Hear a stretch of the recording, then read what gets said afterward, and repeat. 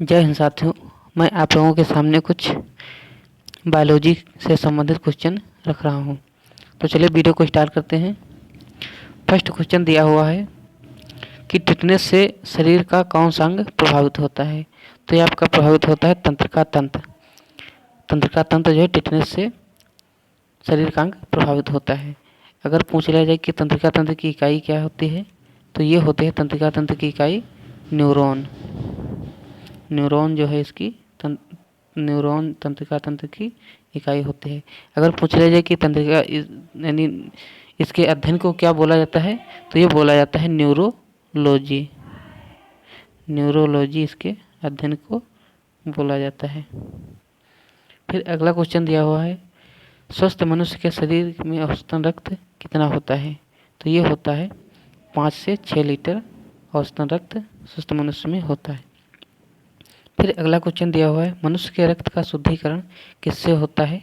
तो ये होता है किडनी। किडनी जो है मनुष्य के रक्त का शुद्धिकरण यानी फिल्टर का काम करती है। फिर अगला क्वेश्चन दिया हुआ है कि मानव शरीर की सबसे छोटी ग्रंथि कौन सी होती है। तो ये होती है पिट्यूटरी ग्रंथि। मानव शरीर की सबसे छोटी ग्रंथि पिट्यूटरी ग्रंथि होती है। ये कहाँ पाई जाती है? ये मस्तिष्क में पाई जाती है। आपके ब्रेन में पिट्यूटरी ग्लैंड पाई जाती है। फिर अगला क्वेश्चन दिया हुआ है, मानव शरीर की सबसे बड़ी ग्रंथि कौन सी होती है। तो ये होती है आपकी यकृत। यकृत जो है मानव शरीर की सबसे लंबी यानी बड़ी ग्रंथि होती है। फिर अगला क्वेश्चन दिया हुआ है कि इंसुलिन की खोज किसने की थी। तो इंसुलिन की खोज की थी बैंटिंग एवं बेस्ट नामक वैज्ञानिक ने इंसुलिन की खोज की थी। फिर अगला क्वेश्चन दिया हुआ है, वस्तु का प्रतिबिंब किस में बनता है। तो ये बनता है आपका आँख के रेटिना पर जो है वस्तु का प्रतिबिंब बनता है। फिर अगला क्वेश्चन दिया हुआ है 8 नंबर कि आँख का कौन सा यानी किस चीज़ को दान किया जाता है। यानी जो नेत्रदान होता है वो आँख का कौन सा भाग दान किया जाता है। तो किया जाता है आपका कार्निया। कार्निया जो है नेत्रदान किया जाता है। फिर अगला क्वेश्चन दिया हुआ है 9 नंबर कि किस में सर्वाधिक प्रोटीन पाई जाती है। तो ये आपके पाई जाती है सोयाबीन में सर्वाधिक प्रोटीन पाई जाती है। कितनी पाई जाती है? 42%। फिर अगला क्वेश्चन दिया हुआ है कि जल में घुलनशील विटामिन कौन कौन से होते हैं। तो ये आपके होते हैं BC, जो कि जल में घुलनशील होते हैं। ये मूत्र के मार्ग से बह जाते हैं, इसीलिए इसको जल में घुलनशील विटामिन कहा जाता है। अगर पूछ लिया जाए कि वसा में घुलनशील तो ये होते हैं आपका KEDA। ये जो है आपके वसा में घुलनशील विटामिन होते हैं, इसे हम कीड़ा के नाम से जानते हैं। फिर अगला क्वेश्चन दिया हुआ है कि विटामिन C किन चीज़ों में पाया जाता है। तो ये आपका जितने भी खट्टे फल होते हैं उसमें विटामिन C पाया जाता है। फिर अगला क्वेश्चन दिया है कि विटामिन C का रासायनिक नाम क्या होता है। तो ये आपका होता है एस्कॉर्बिक एसिड। विटामिन C का रासायनिक नाम होता है। फिर अगला क्वेश्चन दिया हुआ है कि जीव विज्ञान के जनक किसे कहा जाता है। तो ये कहा जाता है आपके अरस्तु को जीव विज्ञान का जनक कहा जाता है। फिर 14 नंबर क्वेश्चन दिया हुआ है कि जीव विज्ञान शब्द का प्रयोग किसने किया था। तो ये आपका क्या था? लैमार्क एवं टैबरेनस ने सबसे पहले जीव विज्ञान शब्द का प्रयोग किया था। फिर अगला क्वेश्चन दिया हुआ है, वनस्पति विज्ञान के जनक किसे कहा जाता है या किसको कहा जाता है। यानी कि फादर ऑफ बॉटनी, इसे वनस्पति विज्ञान कहा जाता है। तो ये इसके जनक हैं थियोफ्रास्टस। फिर अगला क्वेश्चन दिया हुआ है, आधुनिक वर्ग की यानी मॉडर्न टेक्सोनोमी के पिता किसको कहा जाता है। तो ये कहा जाता है लीनियस। यानी कि कैरोलस लीनियस को जो है वर्गीकी का पितामह कहा जाता है। फिर अगला क्वेश्चन दिया है कि चेचक के टीके की खोज किसने की थी। तो ये आपके की थी एडवर्ड जेनर नामक वैज्ञानिक ने चेचक के टीके की खोज की थी। फिर अगला क्वेश्चन 18 नंबर दिया हुआ है कि आम का वानस्पतिक नाम यानी बोटेनिकल नेम क्या है। तो इसका बोटेनिकल नेम होता है मेंजीफेरा इंडिका इसका बॉटनिकल नेम होता है। फिर अगला क्वेश्चन दिया हुआ है 19 नंबर कि कार्बन डाइऑक्साइड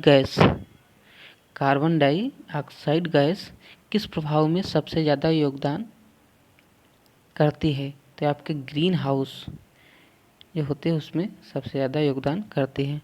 फिर अगला क्वेश्चन दिया हुआ है 20 नंबर त्वचा का कैंसर होता है। तो ये आपका त्वचा का जो कैंसर होता है ये होता है सूर्य की पराबैंगनी किरणों यानी जो अल्ट्रावायलेट किरणें होती हैं सूर्य की, उसी से जो है त्वचा का कैंसर हो जाता है।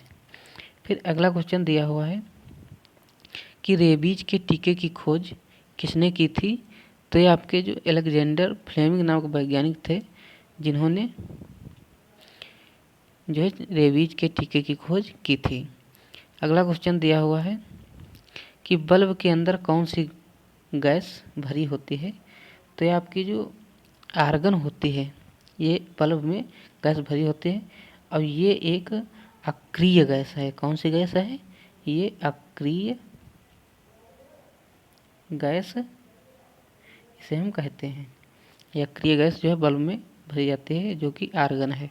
फिर अगला क्वेश्चन दिया हुआ 23 नंबर कि हंसाने वाली गैस किसे कहा जाता है, यानी लॉफिंग गैस किसको कहा जाता है। तो इसकी खोज किसने की थी। तो नाइट्रस ऑक्साइड जो आपकी गैस होती है इसको लॉफिंग गैस कहा जाता है। इसकी खोज किसने की थी।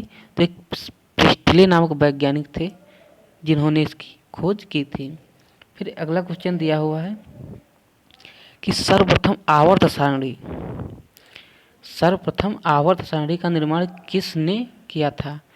तो ये रशियन वैज्ञानिक थे मेंडलीफ। इन्होंने जो है आवर्त सारणी का निर्माण किया था। अब आवर्त सारणी में जो रसायन विज्ञान है उसमें टोटल 118 तत्व हैं। फिर अगला क्वेश्चन दिया है 25 नंबर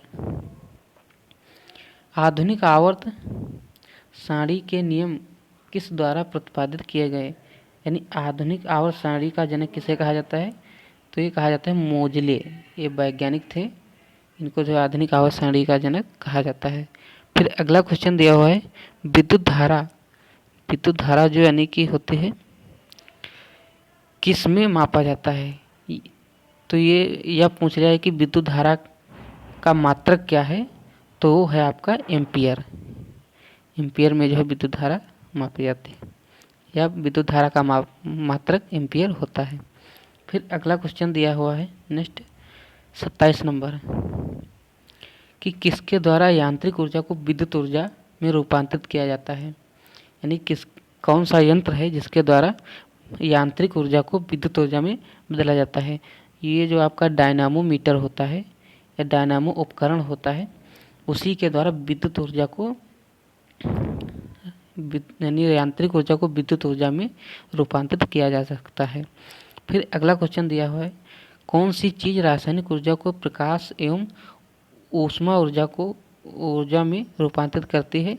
तो ये आपका जो मोमबत्ती होती है ये जो है रासायनिक ऊर्जा को प्रकाश ऊर्जा में बदल देती है। फिर अगला क्वेश्चन दिया हुआ है कि प्रकाश वर्ष की इकाई है दूरी मापने की सबसे बड़ी इकाई कौन सी होती है। तो ये सबसे बड़ी इकाई जो होती है ये होती है पारसेक। यानी प्रकाश वर्ष की इकाई मापने की इकाई दूरी है और दूरी की सबसे बड़ी मापने की इकाई वो है पारसेक। फिर अगला क्वेश्चन दिया हुआ है कौन सा नमक खाने एवं आचार के परिरक्षण में उपयोग किया जाता है। तो आपका जो साधारण नमक होता है साधारण नमक होता है ये आपका जो है खाने एवं आचार परीक्षण में किया जाता है। इसका सूत्र होता है Na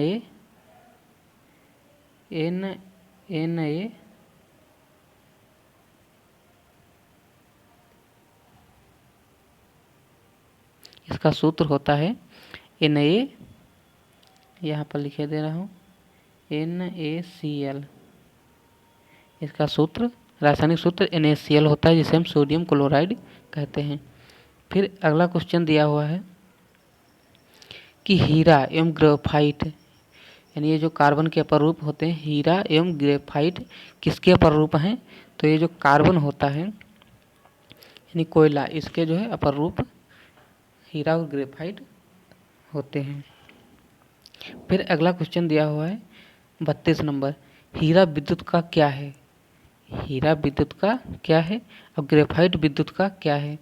तो इसका आंसर आप लोगों का दिया हुआ है, हीरा विद्युत का कुचालक है, यानी जो हीरा होता है उसमें विद्युत धारा प्रवाहित नहीं की जा सकती है।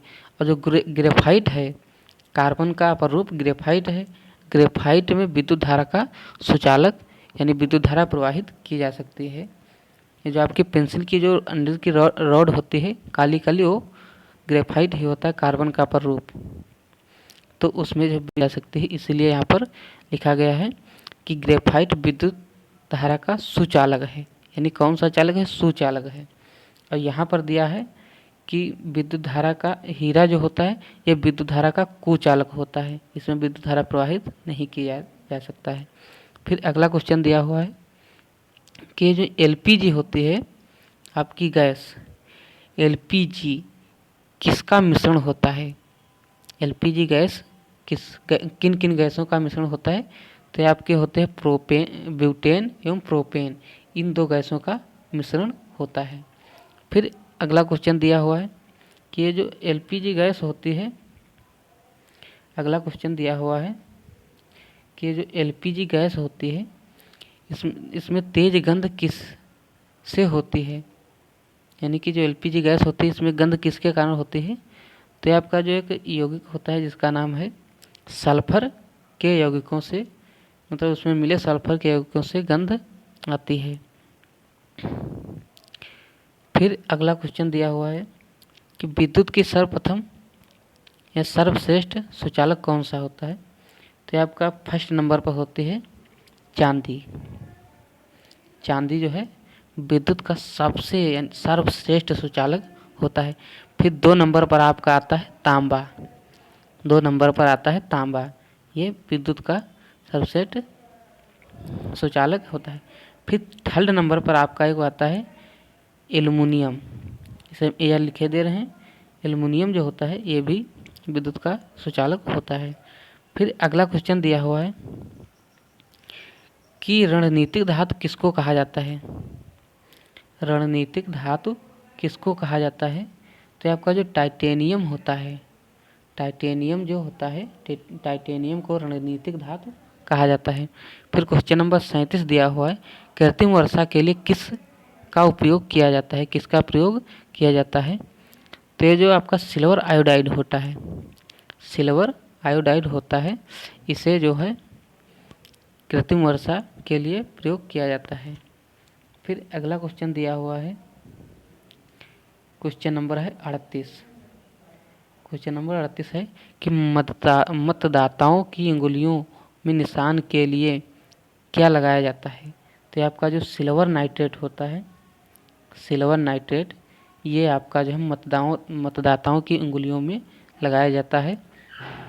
जो मतदान करके आते हैं तो उनकी अंगुलियों पर ये इस सिल्वर नाइट्रेट का लेप लगा होता है। फिर अगला क्वेश्चन दिया हुआ है, सिल्वर नाइट्रेट स्याही कह सकते हैं, साधारण भाषा में स्याही का लेप लगा होता है। फिर अगला क्वेश्चन 39 नंबर दिया हुआ है कि तड़ित चालक का आविष्कार किसने किया था? तो एक बेंजामिन फ्रैंकलिन नामक वैज्ञानिक थे जिन्होंने तड़ित चालक का आविष्कार किया था। फिर अगला क्वेश्चन दिया हुआ है कि शुष्क बर्फ जो क्या होती है? तो शुष्क बर्फ जो होती है वो ठोस कार्बन डाइऑक्साइड होती है, उसी को हम शुष्क बर्फ कहते हैं। फिर 41 नंबर क्वेश्चन दिया हुआ है कि किसको सफ़ेद चूर्ण कहा जाता है? यानी किस तत्व को सफ़ेद चूर्ण के नाम से जानते हैं? तो एक प्लेटिनियम नामक धातु होता है, प्लेटिनियम नामक एक धातु होता है जिसे हम सफ़ेद चूर्ण कहते हैं। फिर अगला क्वेश्चन दिया हुआ है 42 नंबर, ये आज का हमारा लास्ट क्वेश्चन है। यह कौन सी गैस फूलों का रंग उड़ा देती है? तो आपका जो क्लोरीन गैस होती है, क्लोरीन गैस होती है, इससे जो फूलों का रंग उड़ जाता है। तो ये थे आज के कुछ क्वेश्चन। तो आई होप आपको समझ में आ रहा होगा। तो चलिए वीडियो को एंड करते हैं, फिर मुलाकात होगी नेक्स्ट क्लास में। तब तक के लिए जय हिंद, जय भारत।